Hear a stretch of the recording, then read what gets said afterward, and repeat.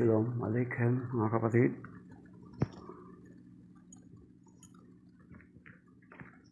Shalom Aleichem. Isang pinagpalang araw sa ating lahat. Isang pinagpalang araw ng Miyerkules. At binabati natin na lahat yung mga regular natin nakakasama. Si Brother Joseph John Quijano, si Kuya Romino, si Mr. Faye. At yung iba po nating mga kapwa Katoliko na susubaybay sa atin from time to time. And then kahit yung mga dumadaan lang, sumisilip-silip ay binabati natin ng isang pinagpalang araw ng Miyerkules. At sa araw na ito ay magpapasimula ang conclave, ang papal conclave, kung saan muli na naman nating marinig ang or abangan ang either usok na puti or usok na itim. Kapag usok na puti, habemus papam, we have a pope. Pag itim, wala pa rin. So ginawa ng Panginoon, as we pray, the entire church is praying for its success, na nawa magiging maayos at sa pagmatubay ng Espiritu Santo. So sa oras dito, tayo po ay saglit na manalangin as we will do this ministry. In the name of the Father, the Son, the Holy Spirit. Amen. We praise you, God, and we thank you for your goodness and your mercy and your love and your blessings to all of us. We thank you for your goodness, for your protection, for your blessings, guidance. And this morning we ask forgiveness from all of our sins, from our words, actions, thoughts, and our actions, our deeds, our thoughts, O Lord, our words, and the things we're supposed to do that we fail to do, and the things we're not supposed to do that we do. We ask forgiveness from all of it, O God. And we thank you for this morning, for this new life, for this new opportunity, your blessings, for waking us, for giving us another day, for protecting us from the previous days. And we entrust this day, Lord, to guide us again. Bless us, especially including our prayer, the conclave, the papal conclave, to speak all our colleagues or cardinals, speak to them. Let the Holy Spirit be with them. Let the Holy Spirit guide them and bless them, Lord, that your will and your will prevail. Your will, Lord, will prevail, though they have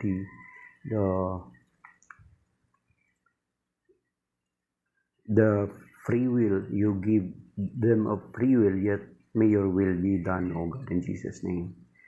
To you that we bring the glory, honor, and praise, and we claim also your word in 2 Corinthians chapter 10, verse 4 to 5, or the weapon of our battle are not of flesh, but are enormously capable of portraying of the straying fortresses, these are arguments, and every pretension raising itself against the knowledge of God. To you the praise, honor, and glory in Jesus' name, with the Holy Spirit that reigns with you forever and ever. Amen. The name of the Father, the Son, the Holy Spirit. Amen.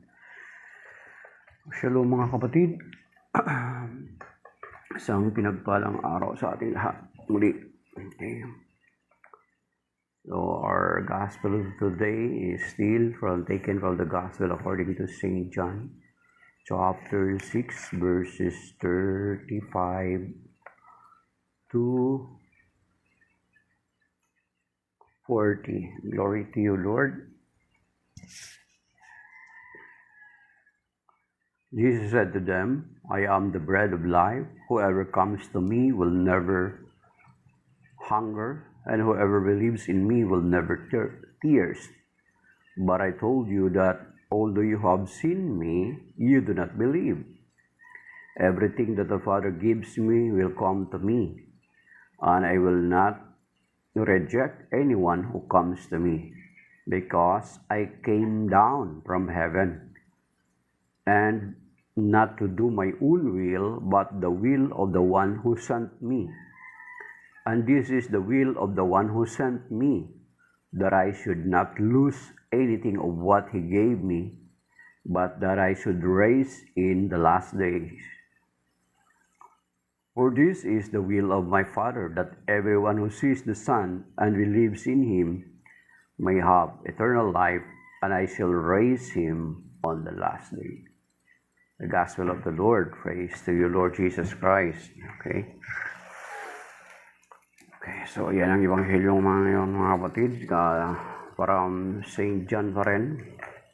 Okay, sapagkat itong Gospel, itong chapter 6 ng St. John ay there are 71 verses mga kapatid. So, mahaba. So,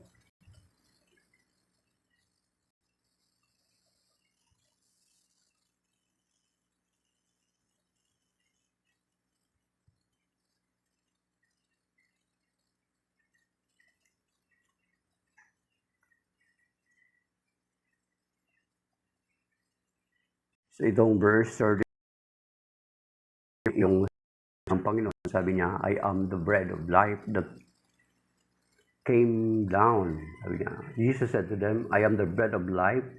Whoever comes to me will never hunger, and whoever believes in me will never thirst. So, nung nakalipas kahapon ay na-discuss na natin itong verse 5, mga kapatid, kung saan sinasabi natin na ang sa or everything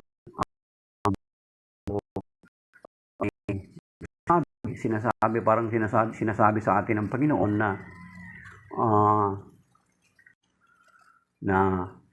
kung wala siya ay magugutom tayo, mga kapatid. Parang yan yung gustong iparating ng Panginoon. Sabi niya, believes in me, whoever comes to me, sino mang lumalapit sa akin ay hindi magugutom, at ang sino mang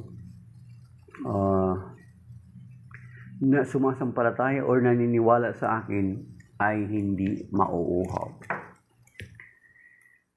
Of course, the Lord Jesus Christ never meant na hindi na tayo mauuhaw, magugutom physically or spiritually, physically. Kasi ang tinutukoy niya rito is about spiritual matters, mga kapatid. Kaya nga, di ba sinasabi niya doon sa Matthew chapter 4, verse 4, na sinasabi niya hindi lahat ng, hindi lamang sa tinapay nabubuhay ang tao, kundi sa bawat salitang namumutawi sa bibig ng Diyos. At may sinasabi pa doon sa Amos chapter 8 verse 11 na sabi niya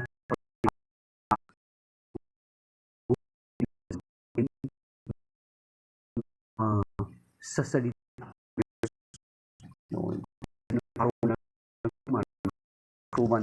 spiritually, mga kapatid.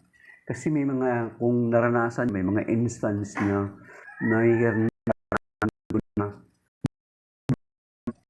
andyan naman sa yung lagay, but still you are looking for something wrong, something is lacking. Ay kasi sa maraming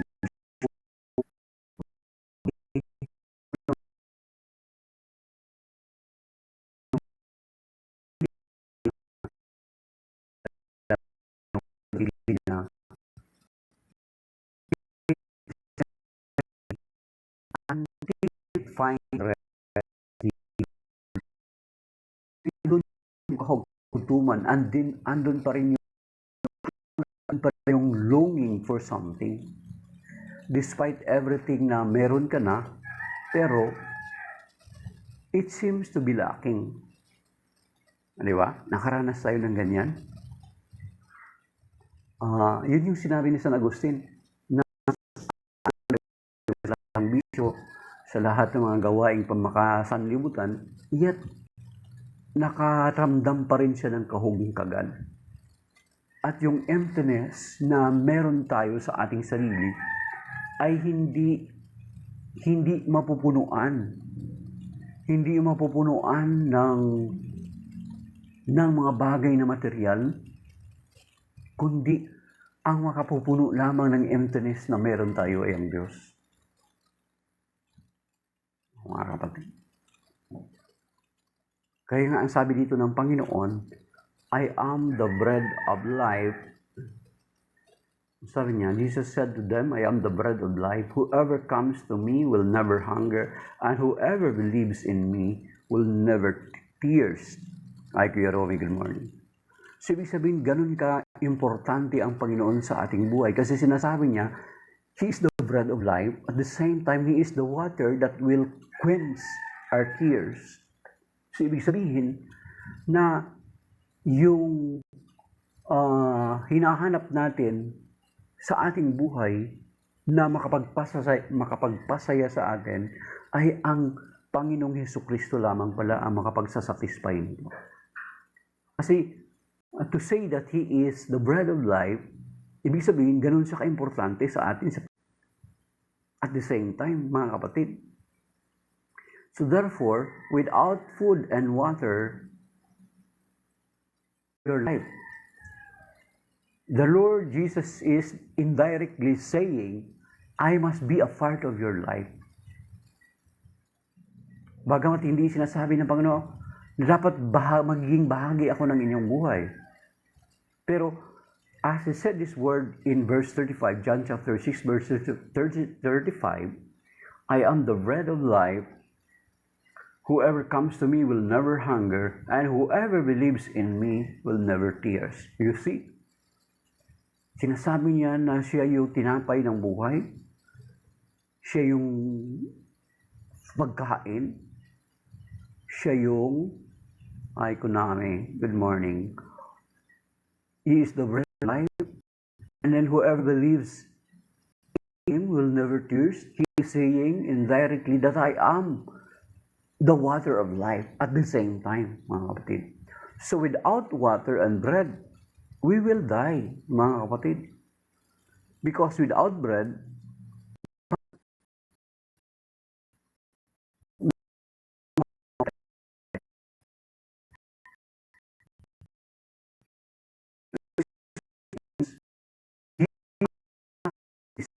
indirectly, that He must be a part of our life. That is why kung titingnan natin John chapter 15 verse 5, it is very related to this verse. It says there in John 15 verse 5, you are the branch, I am the vine, you are the branches. Okay? Tingnan natin mga kapatid, John 15, because John chapter 15 verse 5 says here, I am the vine, you are the branches, will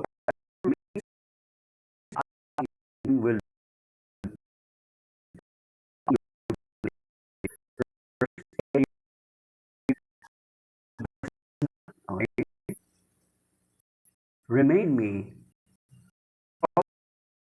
and we will them they will burn.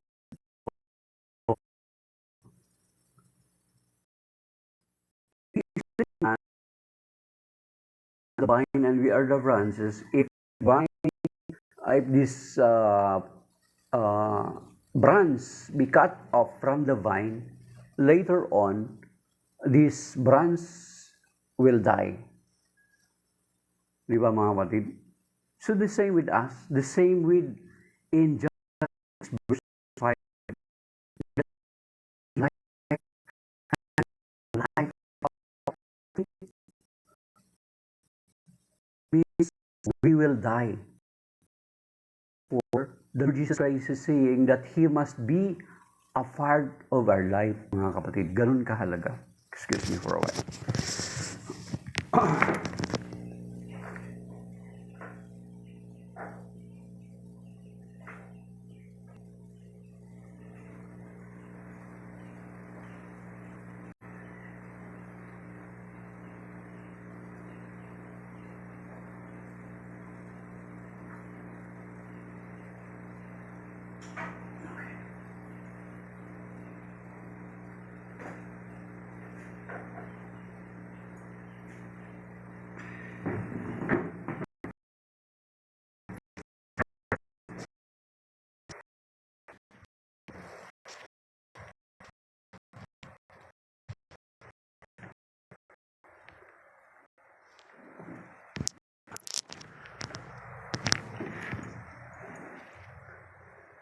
So, ibig sabihin, parang sinasabi ng Panginoon na siya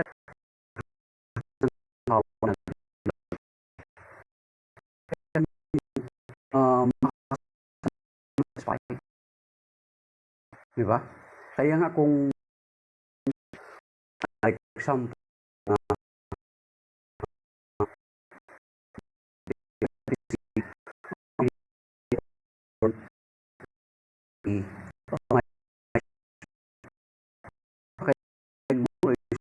actress na sikat.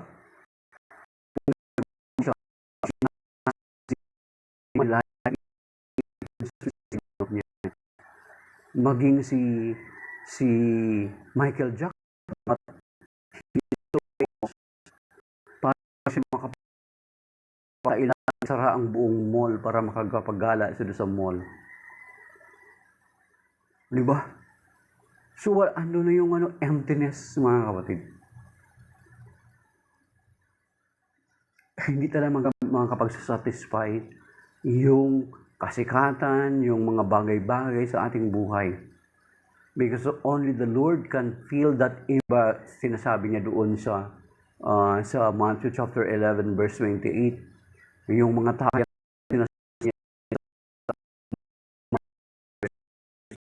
sabi niya, halika kayo lahat na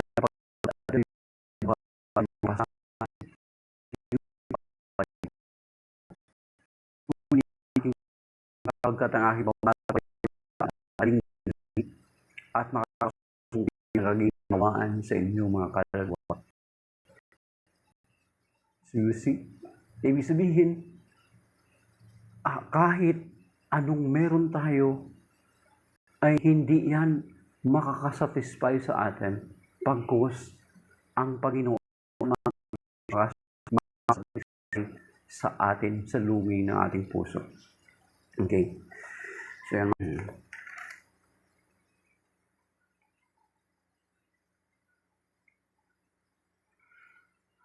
But I told you that although you have seen me, you do not believe. Verse 37, everything that the Father gives me will come to me, and I will not reject anyone who comes to me. Yan. Hindi tayo tasakwil ng Panginoon. Because I came down from heaven, not to do my own will, but the will of the one who sent me.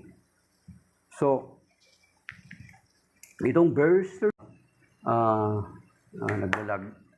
May na signal. Okay naman yung audio, Kuya Robin. Narinig pa naman. Hello. 1, 2, 3, mic test. Okay. Jesus, verse 38, Jesus came down from heaven.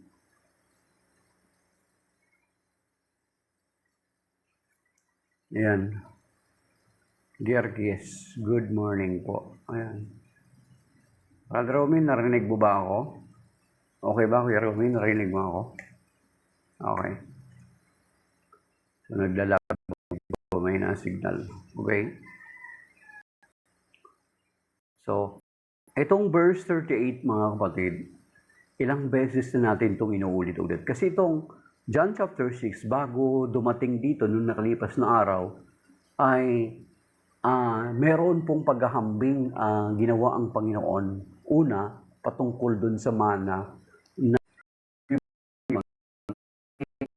sinabi ng Panginoon, the bread that came down from heaven. So sinasabi ng Panginoon na, here comes another, for the second time, it is not anymore the manna that you will eat, but me as the living bread. Yan. Indirectly, sinasabi ng Panginoon ng ganun. Na dati, noong nasa wilderness sila, ang Diyos ay nagpadala or nagpababa or nagbigay sa kanila ng mana galing sa langit para kanilang may luto at gawing tinapay. Then, andito ang ating Panginoon Jesucristo na siya yung tinapay na bumaba mula sa langit. It's not anymore the manna, but He is the bread of life. Yan. Sabi ko nga sa inyo, hindi pa natin talaga lalong i-dig deeper itong about sa bread of life kasi the whole chapter na ito i-discuss ito sa kalagitnaan pa ng buhay na siya mismo. It's nothing na hindi lamang makapag-quench ng ating kagutuman, hindi lamang makapag-satisfy sa atin, hindi lamang makapag-quench ng ating kauhawan, bagkus ito'y magdadala sa atin sa buhay na walang hanggan. Pero later part pa yan. Pero itong verse 38, mga kapatid, take note. Kaya nga sa pagbabasa ng Biblia, mga kapatid, ito yung natin. Dapat lagi tayong magtatanong. Lagi nating tanungin sa sarili natin. And then, once na meron tayong katanungan sa isang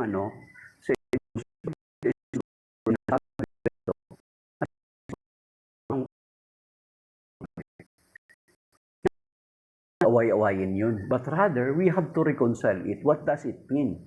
Bakit ganito yung sinasabi sa isang part, ganito yung sinasabi sa isang part? Di ba? Yun yung dapat. Huwag nating pag-away-awayin ang salita ng Diyos. Because isa sa reason why we believe the Bible as the Word of God is because of its unity. Kanyang kaisahan. Yun, Kuya Romy, unsable na daw sinasabi.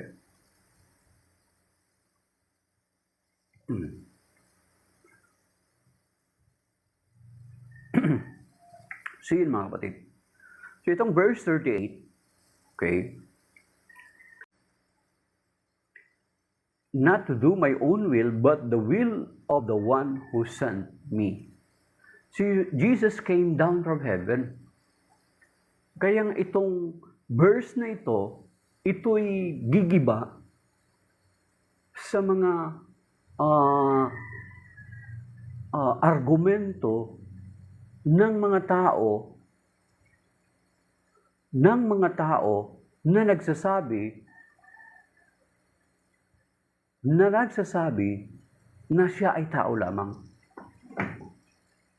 Kasi kung tao lang ang Panginoon Kristo, He didn't came down from heaven. Okay, isa siyang disciple of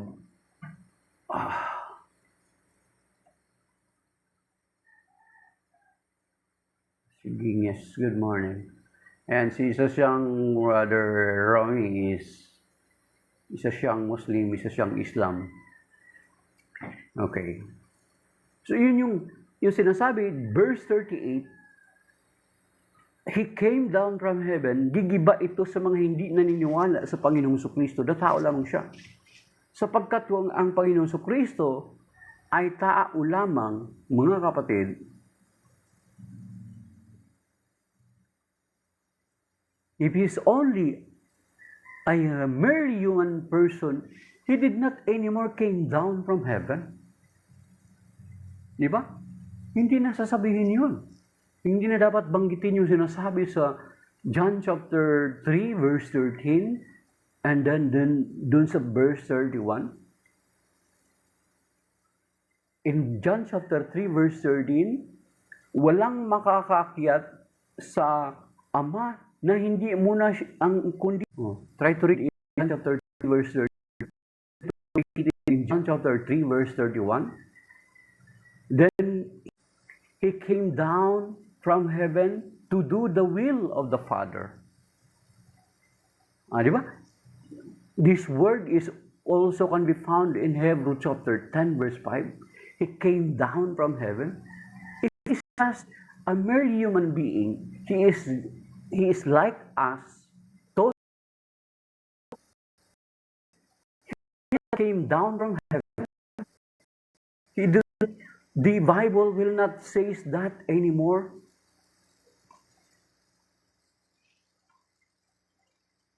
Di ba?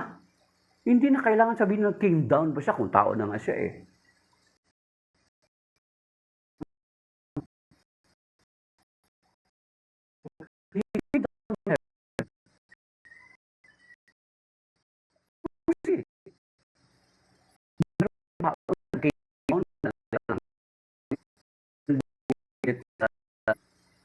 Sinong tao? galing sa langit, after 3.5 years ay bumalik.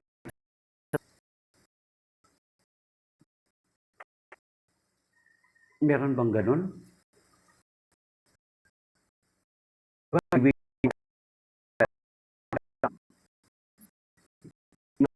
Alam ko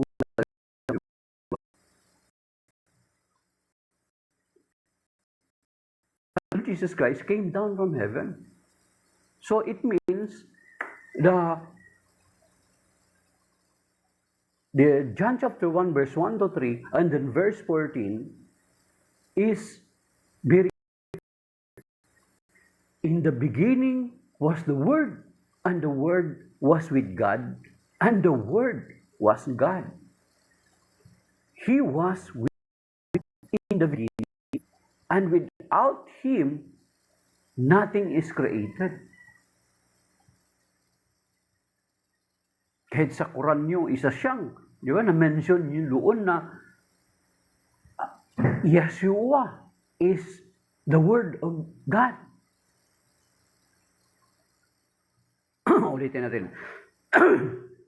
Ulitin natin John chapter 1, verse 1 to 3. In the beginning, because He came down from heaven, so therefore, what the prologue of St. John's Gospel in John chapter 1, verse 1 to 3 and verse 14 is true.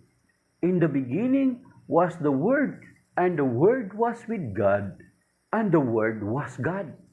He refers to the Word, was with God in the beginning, and without Him, nothing is created. And then verse 14, and the Word became flesh and dwelt among us. So yung John chapter 1 verse 14, ang kanyang parallel, ang kanyang cross-reference is yung Isaiah chapter 7 verse 14. The virgin shall conceive a child, and will give him Emmanuel, which means God with us. Kaya pala God with us, kasi yun yung sinasabi, magkakatawang tao siya, nagkatawang tao siya. Kaya nga, yung Isaiah chapter 9 verse 6, mga kapatid, ang sinasabi sa Isaiah chapter 9 verse 6, di ba, two chapters away from Isaiah chapter 7, it is very clear, mga kapatid, Okay, take note, Okay. Kung sa tingin nyo mali ito, sumulat kayo sa Philippine Bible Society. Your translation ay in Isaiah chapter 9 verse 6 is wrong. Yan, isulat kayo sa Philippine Bible Society. Ang sabi dito, John chapter 9 verse 6, sapagkat ipanganganak ang isang sanggol na lalaki, at siya, you see, the relationship in Isaiah 7:14, in Isaiah 7:14, maglilihi ang isang babae, isang berhen. Okay? Take note dito. Ito ang niya. Yung pagkasabi dito sa Isaiah chapter 9 verse 6. Sapagkat, kanina ipinaglihi pa lang doon sa Isaiah 7:14 at pangangalanan ng Emmanuel. Sapagkat ipanganak ang isang sanggol na lalaki at siya ang mamamahala sa atin, siya ang kahangahangang tagapayo, ang makapangyarihang Diyos, walang hanggang Ama, ang prinsipe ng kapayapaan.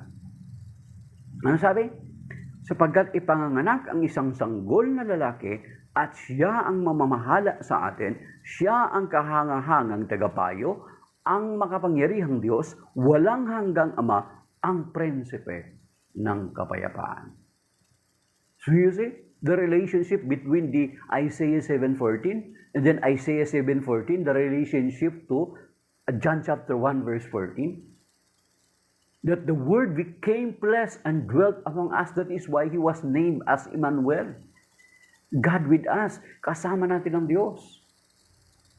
At ang Diyos na ito ay nagliligtas. That is why Yeshua, God with Jesus, who is Yeshua, God save us, because He is with us. Emmanuel. At yung Emmanuel na yun pala yung sinasabi sa Isaiah 7:14, Isaiah chapter 9 verse 6, at saka yung John chapter 1 verse 14. That is why here in John chapter 6 verse 38, he said, Because I came down from heaven. He came down from heaven. So if he is truly human being like us, the Bible will not say anymore that he came down from heaven. He just lived from Bethlehem. He was born in Bethlehem by Mary and Joseph. Yun lang. Wala na dapat mga prophecy na ipanganganak siya.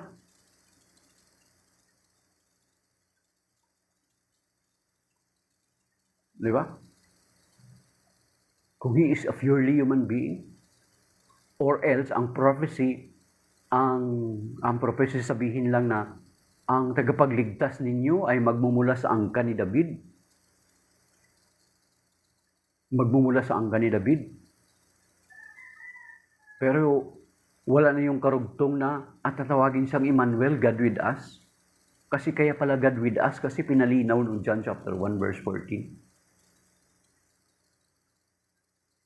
At pinagtibay ng Isaiah chapter 9 verse 6. Ulitin natin ha. Kasi lagi dito araw-araw din ito inuulit ng mga hindi sumasampalataya sa Panginoon Kristo. Dapat mag-sink in ito sa atin mga kapatid. Ang sabi dito, sapagkat ipanganganak ang isang sanggol na lalaki at siya ang mamamahala sa atin, siya ang kahanga-hangang tagapayo, ang makapangyarihang Diyos, walang hanggang Ama, ang prinsipe ng kapayapaan.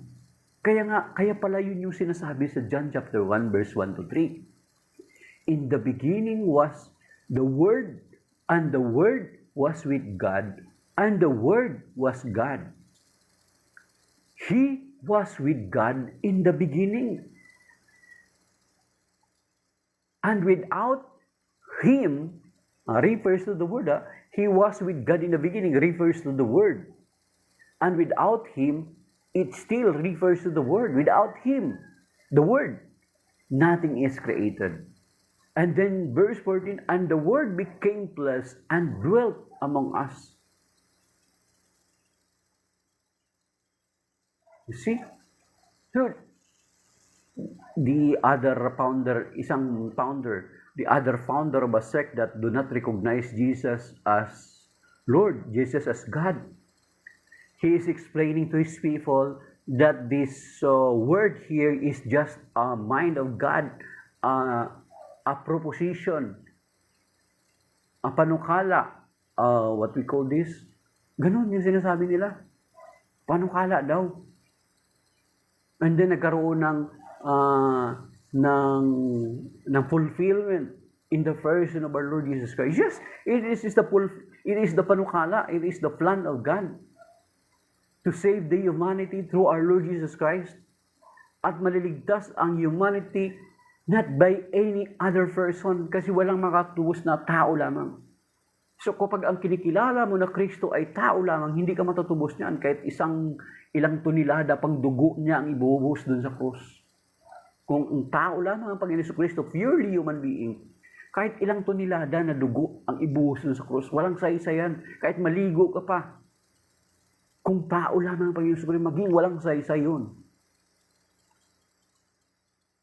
So, na-explain natin yan. Napaliwanag natin yan, mga kapatid, na-discuss na natin yan. Kasi yung sa Psalm 49 verse 7 to 8, hindi siya makakwalify doon. Hindi siya makakwalify doon sa 1 Samuel chapter 2 verse 25. So kung ang Kristo mo na kinikilala tao lang, kahit aanib ka pa sa simbahang ipinangalan sa Kanya, yung dugo niya, walang saysay yun. Kahit ilang tonelada pa yung binuhusin sa krus, walang saysay kung tao lang siya. Kasi hindi siya makakwalify doon sa Psalm 49 verse 7 and 8 at saka yung sa 1 Samuel chapter 2 verse 25. Yan, mga kapatid. Okay? Diba? Kaya nga, Jesus came down from heaven. Ibig sabihin, hindi siya tao lang. Of course, tayo, kinikilala natin siya kasi tao, nagkatawang tao. Yun yung sinasabi sa Isaiah, John chapter 1 verse 14. At saka itong word of God na ito, kinukonfirm ng Revelation chapter 19, verse 13, mga kapatid. Take note Revelation chapter 19, verse 13. Okay? Tingnan nyo kung sino itong tinutukoy na word. Okay? Okay, sabi dito mga kapatid. Tigmak ng dugo ang kanyang kasuutan, salita ng Diyos ang tawag sa kanya. So you see, salita ng Diyos ang tawag sa kanya. So therefore,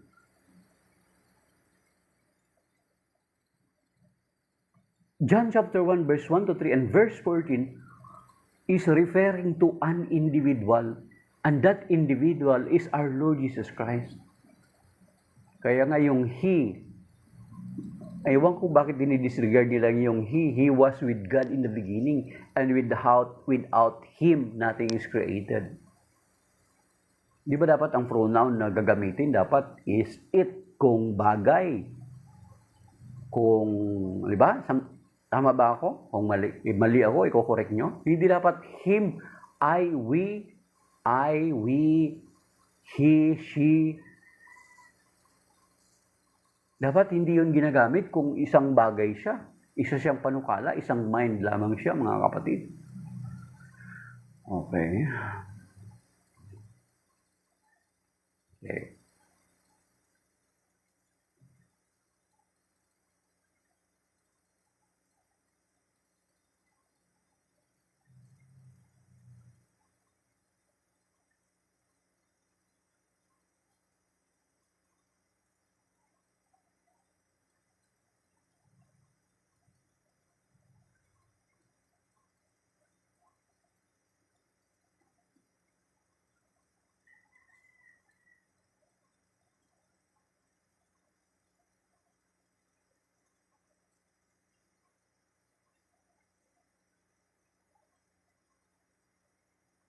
Okay.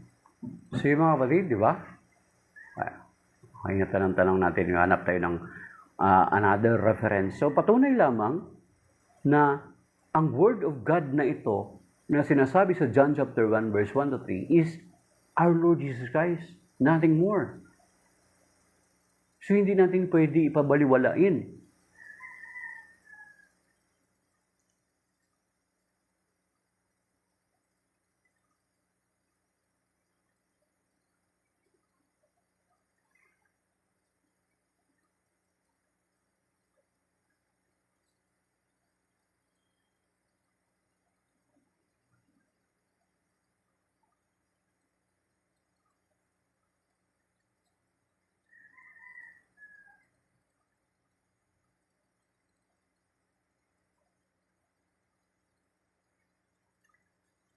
So, okay, mga kapatid.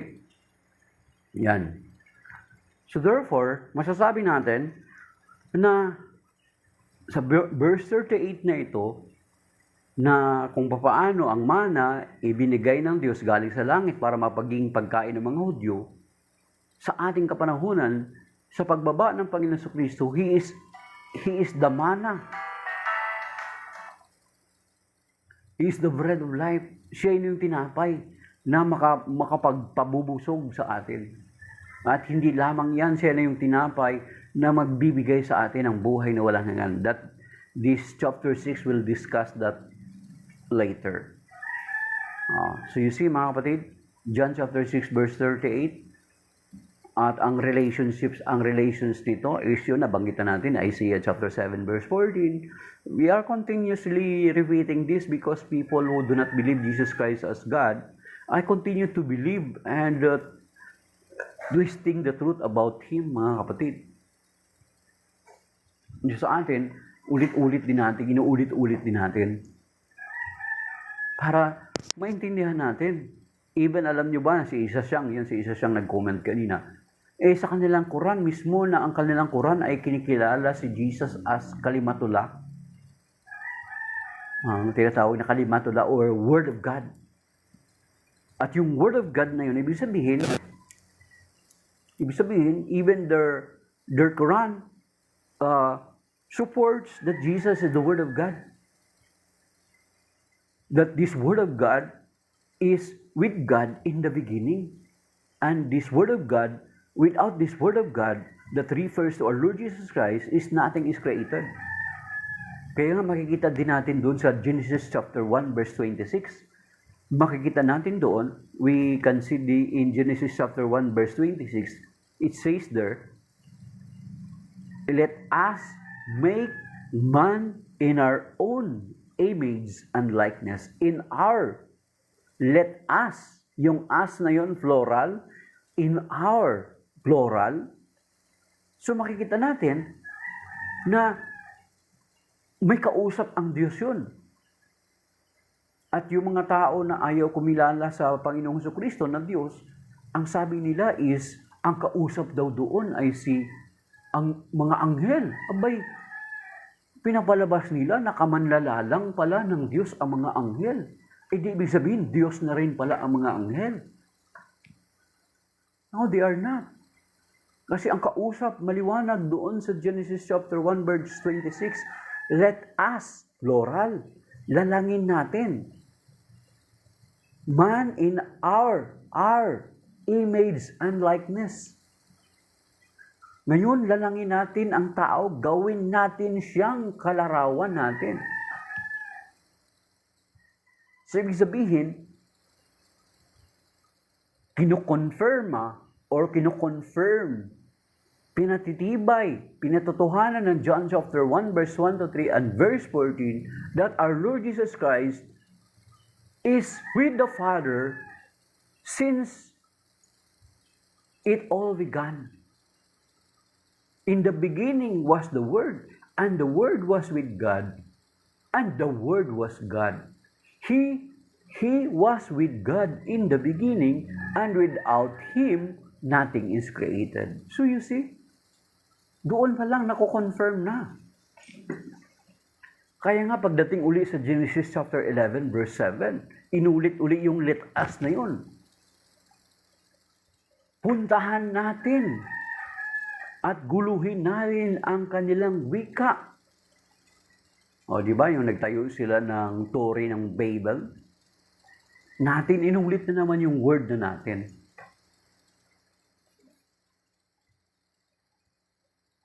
O. At yung sa Genesis, tignan nyo yung yung manifestation or pagpapakita sa creation, na ang Ama, ang Anak at ang Espiritu ay magkasama ng lumilikha. Kasi doon sa Genesis chapter 1 verse 2, in the beginning God created the heaven and earth, and yung wind na word doon sa Genesis chapter 1 verse 2, ang Hebrew daw po noon ay sinasabi ruwak, mga kapatid. Yung wind na yun, ruwak. Ibig sabihin, as God created, nagpa-participate silang tatlo. Okay? Yung ruwak yun, mga kapatid. So yung ruwak refers to the Holy Spirit. Okay? Genesis chapter.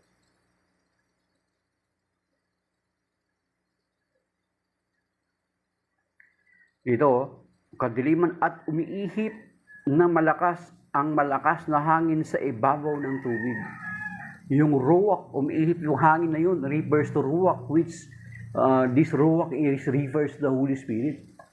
So, ibig sabihin, tama yung sinasabi sa Genesis chapter 1, verse 26, let us make man in our own image and likeness.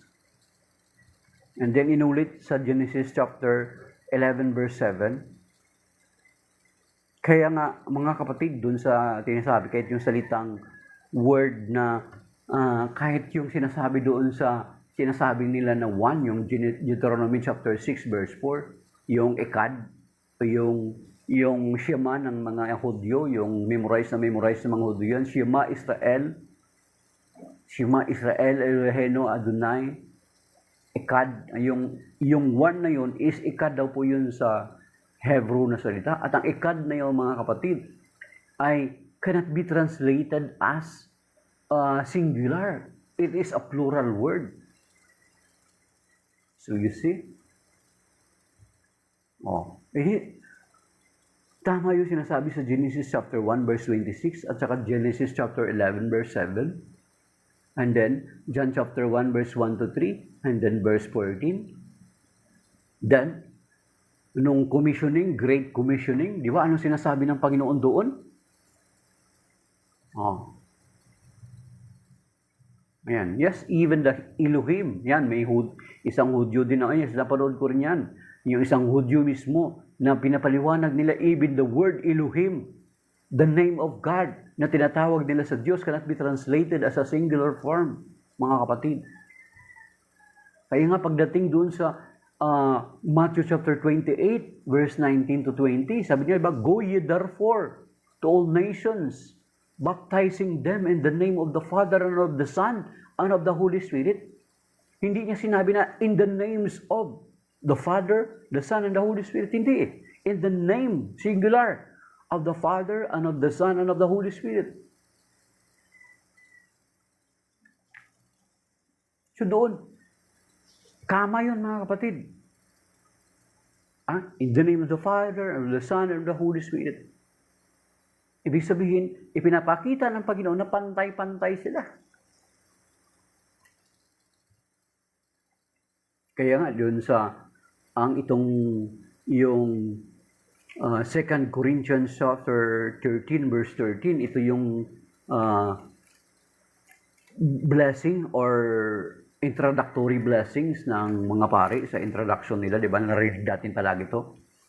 Sabi niya,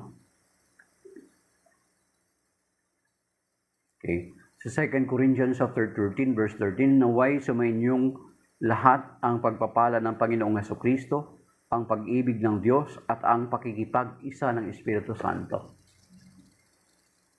So sa ganitong greetings, mga kapatid, kung hindi kapantay ng Ama ang Panginoong Hesukristo at ang Espiritu Santo, hindi mo pwede pagsamasamahin sa greetings na ganito. Kaya nga yung Matthew 28, 19 to 20, ang linaw, di ba? Ang ginagawa ng iba, ginagawa nilang addition. Di tatlo na yung Diyos nyo. Sabi nga ng Panginoon, isa lang eh. At the same time, nagkataon na ang bansa natin, tatlong malalaking isla, pero hindi siya tatlong bansa, di ba? Isang bansa siya. It seems to be in coincidence. Matatawag ba natin na tatlong bansa ang Pilipinas? No, it's one country with 3 big islands, Luzon, Visayas, and Mindanao.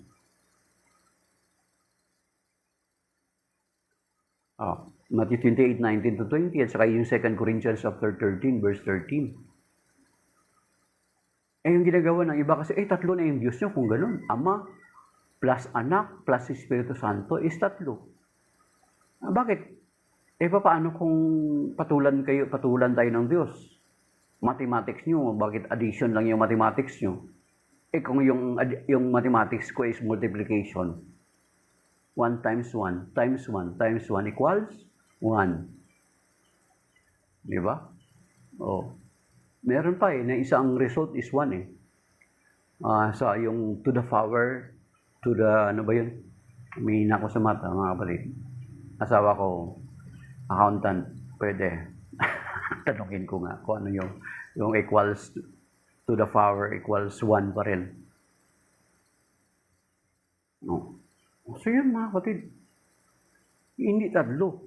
Ang Diyos ay hindi siya kayang kontrolin ng any mathematical formula. So bakit pinipilit nyo na addition palagi? He is not bound of any mathematical formula. Kaya hindi mo siya dapat gamitan ng 1 plus 1 plus 1 plus 1. Ang Diyos ay hindi siya makulong ng ganun, mga kapatid. He is beyond everything. He is the creator of everything. Tapos ikukulong mo lang dun sa invention ng tao na mathematical formula.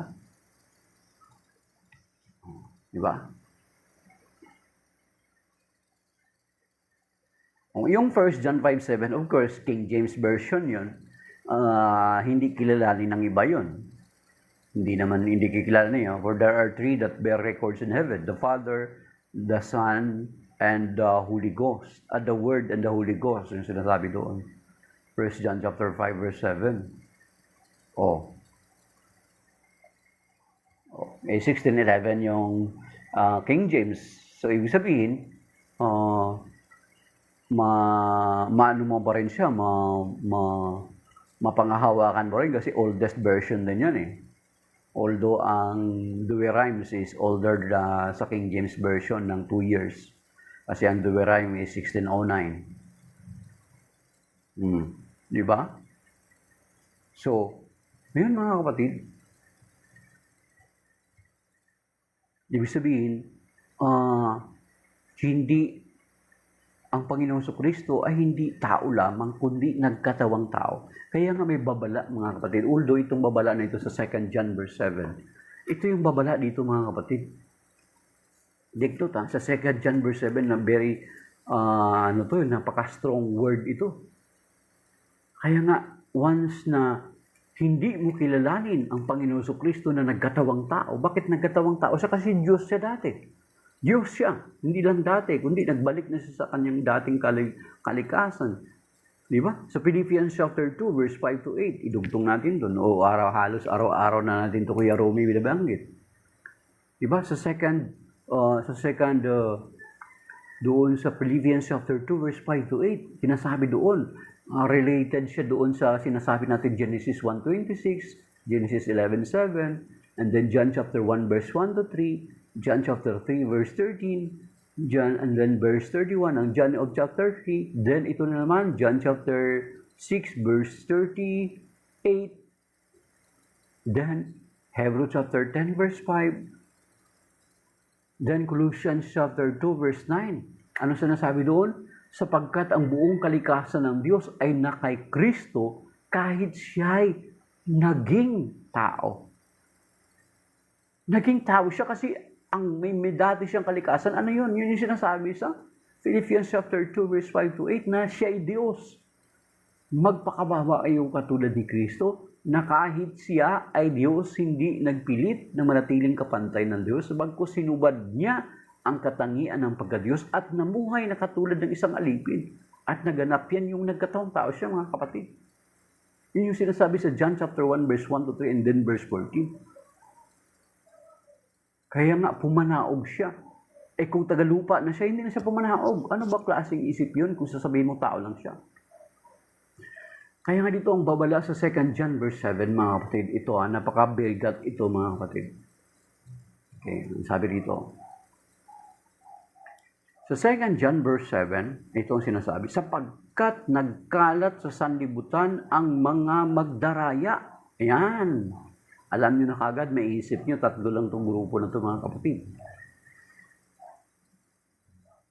Mga taong hindi nagpapahayag na si Jesucristo'y naging tao, ang gayong mga tao ay magdaraya at antikristo, mga kapatid.